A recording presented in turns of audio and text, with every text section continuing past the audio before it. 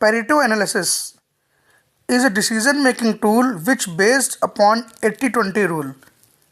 देखिए Pareto analysis जो है वो एक डिसीजन मेकिंग टूल है जो कि 80-20 के रूल पे काम करता है। अब इसमें हम देखते हैं, पहला पॉइंट है revenue customer rule. 80% of the revenue comes from 20% of the customers.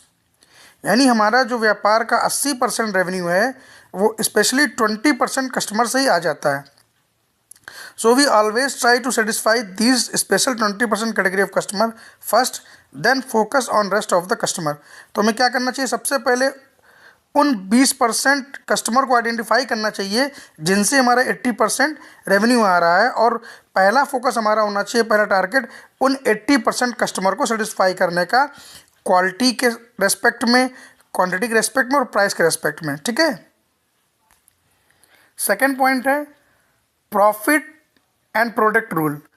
80% of the profit comes from 20% of the product.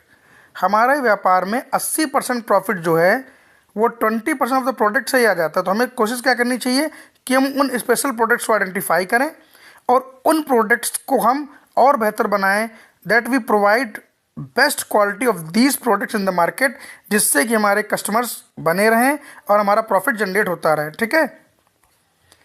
तीसरा पॉइंट है 80% of value of supplies are provided by 20% of the suppliers. यानी हमारी total supply की 80% value of supply जो है वो 20% suppliers द्वारा पूरी की जाती है। तो हमें कोशिश करनी चाहिए कि हम उन सप्लायर्स की एबिलिटी को चेक करें विद रिगार्ड टू कि वो टाइमली सप्लाई कर पा रहे हैं कि नहीं कर पा रहे हैं, बेस्ट क्वालिटी दे रहे हैं कि नहीं दे रहे हैं, एडिक्वेट क्वांटिटी सप्लाई की दे रहे हैं कि नहीं दे रहे हैं। ठीक है। तो ज़रूरी है कि हम उन 20% सप्लायर्स को चेक करें। फोर्थ पॉइंट है 80% of rejections are due to 20% of quality defect. तो हमें ट्राई करना चाहिए कि जो क्वालिटी डिफेक्ट हो रहे हैं उनको आइडेंटिफाई करें, उन्हें रिमूव करें, जिससे हमारे रिजेक्शन कम से कम हो, सेल्स रिटर्न कम से कम आए।